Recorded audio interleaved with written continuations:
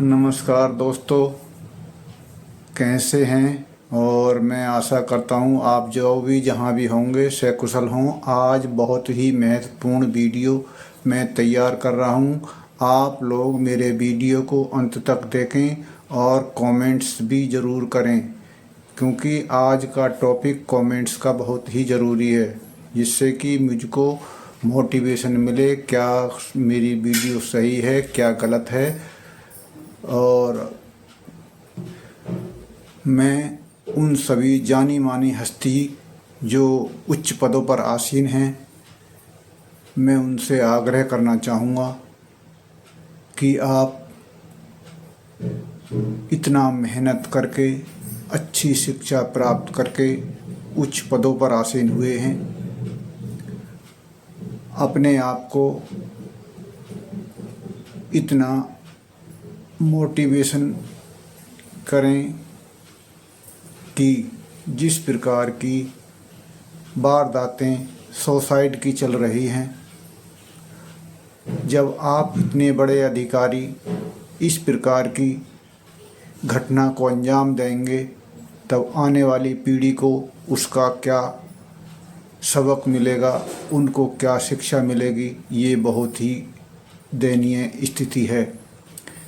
आप इतने शिक्षित होकर के किसी के मानसिक दबाव में आकर अपने आप को एक दर्दनाक घटना को अंजाम देते हैं। मैं सभी से आग्रह करना चाहूँगा, जो मेरी वीडियो को देख रहे हैं और मेरी वीडियो को ज़्यादा से ज़्यादा शेयर करें, जिससे कि मैं चाहता हूँ कि आप अपने अमूल्य जीवन को व्यर्थ में नष्ट ना करें। किसी के राजनीतिक दबाव में आकर के अपने कैरियर, अपने बच्चों का, अपने परिवार का कैरियर या देश का कैरियर, आपके प्रशासनिक अधिकारी जैसे या मंत्री हैं, किसी के प्रताड़ित होने पर जो किसी न किसी रूप में तंग करके आपको जो सही मार्ग पर चल रहे हैं, किसी न किसी तरह से राजनीतिक या कुछ ऐसा दबाव डालकर आपको गलत कार्य करने के लिए दबाव बनाया जाता है। कुछ अधिकारी उस श्रेणी में नहीं आते, या मैं यूँ कहूँ कि दबाव डालने पर वह अपने मार्ग से विचलित नहीं होते और सही रास्ते पर चलते रहते हैं। लेकिन कुछ इस प्रकार की राजनीतिक साम दाम दंड भेद की चल रही है कि या तो उसको पैसे का लालच या किसी पद का लालच दे करके उसको खरीद लिया जाए और वो गलत काम करे, या उसको पैसे का लालच दे करके या उसको अच्छी प्रमोशन दे करके, लालच दे करके उसको गलत काम कराया जाता है। तो मैं आप लोगों से आग्रह करना चाहूँगा कि आप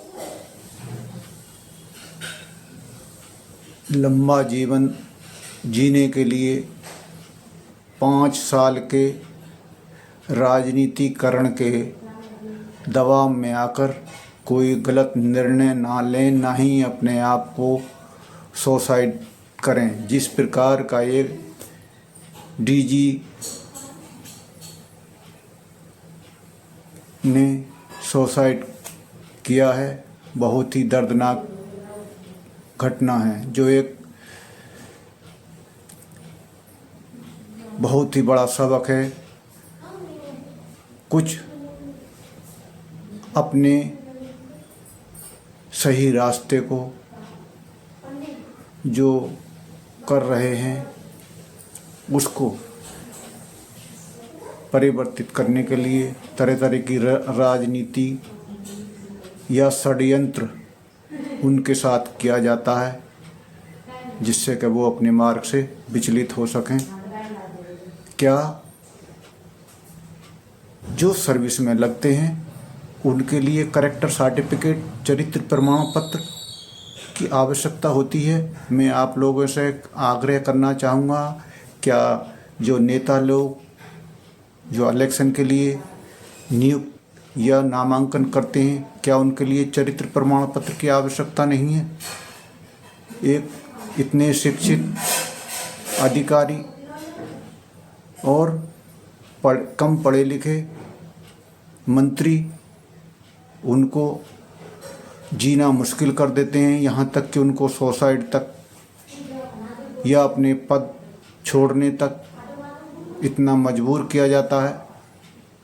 तो मैं सरकार से या कोई जनता से या मैं आप सभी से इतना सलाह लेना चाहता हूँ, क्या यह कोई इसके लिए सही प्रावधान नहीं हो सकता कि जो नेता चुने जाते हैं उनके लिए कैरेक्टर सर्टिफिकेट, कितने हिस्ट्री सीटर जिन पर कितने केस लगे हुए हैं, वो नेता हैं, मंत्री बने हुए हैं, उनके साथ क्यों सर्विस के दौरान किसी पर पुलिस केस या सज़ा मिल जाती है तो उसको सर्विस से निकाल दिया जाता है।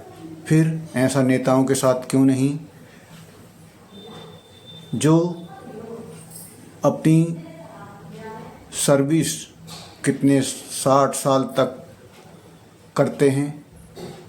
अभी यह नियम बना दिया है कि उनको पेंशन नहीं मिलेगी, लेकिन जो जनता से चुनकर नेता चुने जाते हैं उनको,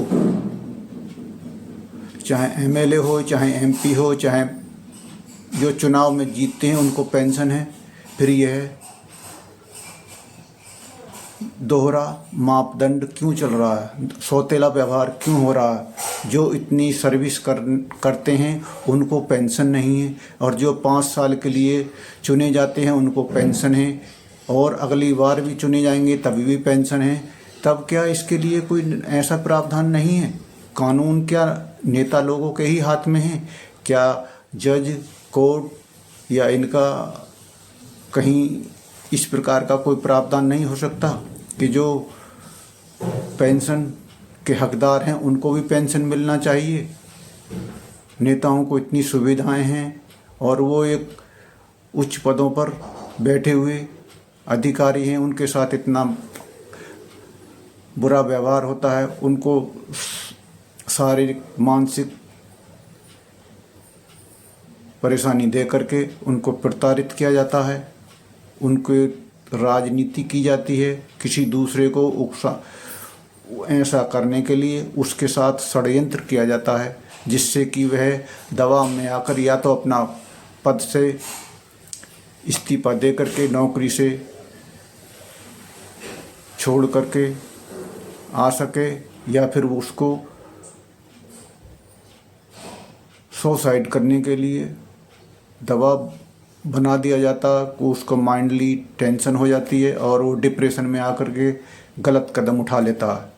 तब मैं कहना चाहूँगा इस प्रकार का कोई भी गलत कदम ना उठाएं। आने वाली पीढ़ी को क्या इसका सबक मिलेगा? मैं सभी से कहना चाहूँगा अच्छा करें, अच्छी सलाह दें, अपने जीवन को इतना सरल बनाएं कि हम किसी भी समस्या से डरना नहीं है, उस समस्या का समाधान देखना है। हम इस प्रकार की तरह तरह की प्रताड़ित होकर के हम अपने आप को सुसाइड करेंगे तो इसका मतलब हम अपने हार मान चुके हैं।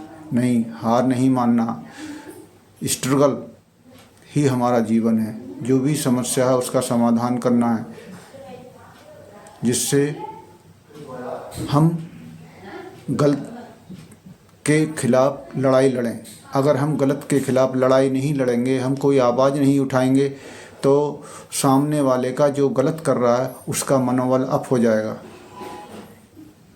अगर उसको सही सज़ा नहीं मिलेगी तब उसका और भी ज़्यादा मनोबल अप होगा। इसलिए मैं चाहता हूँ जो गलत करता है उसके साथ सख्त से सख्त ऐसा कानून कार्रवाई होनी चाहिए।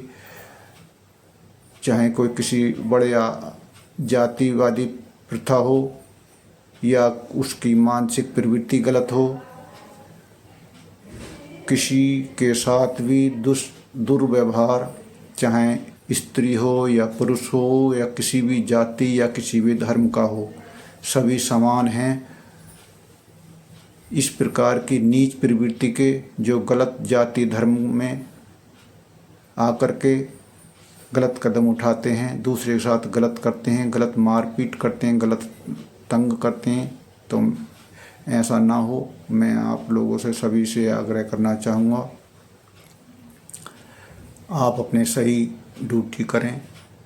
पैसा सब कुछ नहीं है, कुछ ऐसे हैं जो हमको सैलरी मिल रही है,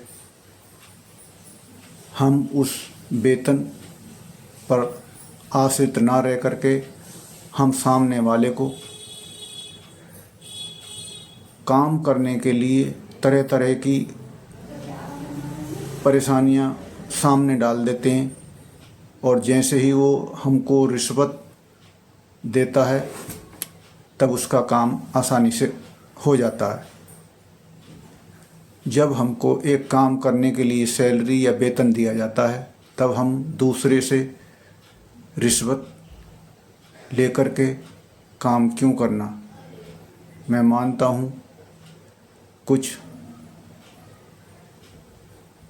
ऐसी जिम्मेदारियाँ होती हैं कि उसका वेतन कम है और घर के खर्चे ज़्यादा हैं, उस परिस्थिति में हो सकता है, लेकिन सामने वाला कितना मजबूर है, वो रिश्वत के पैसे अपने काम पूरा कराने के लिए कहाँ से लेकर के, कितने दुखी मन से, और जो काम उसका है वह कितना ज़रूरी है, वो मजबूर हो जाता है। किसी की मजबूरी का नाजायज़ फ़ायदा नहीं उठाएं, और जो हमको वेतन मिल रहा है हमको उसी के आधार पर काम करें। इस ज़िंदगी का कोई भरोसा नहीं है, हम किसके लिए कमा रहे हैं, सब यहीं पर रखा रह जाएगा। कोई इसकी गारंटी नहीं है कि हमारी लाइफ कितनी है। इसलिए अच्छा काम करें, सत्कर्म करें, पाप ना करें। जो ये रिश्वत लेनी है ये एक बहुत बड़ा पाप है, और जो हमको रिश्वत का पैसा मिलता है वह हमको अय्याशी या गलत काम में लगा देते हैं, क्योंकि हम जिसके पास वेतन का पैसा है उसके पास पूरी जानकारी है कि मेरे को इतने महीने में इतना पैसा मिलता है, उसकी लिमिट है और उसके खर्चे भी लिमिट होते हैं। लेकिन एक रिश्वत वाले का गलत काम करेगा क्योंकि उसके पास रिश्वत की कोई लिमिट नहीं है, और उसके लालच दिन ब दिन बढ़ता जाता है, क्योंकि लालसा बहुत बड़ी चीज़ है।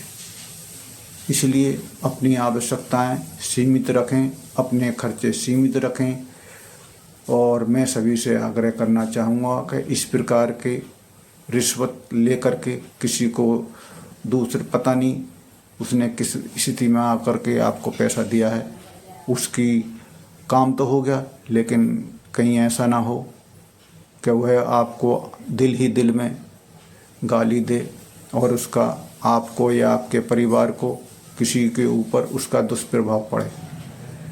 धन्यवाद, नमस्कार।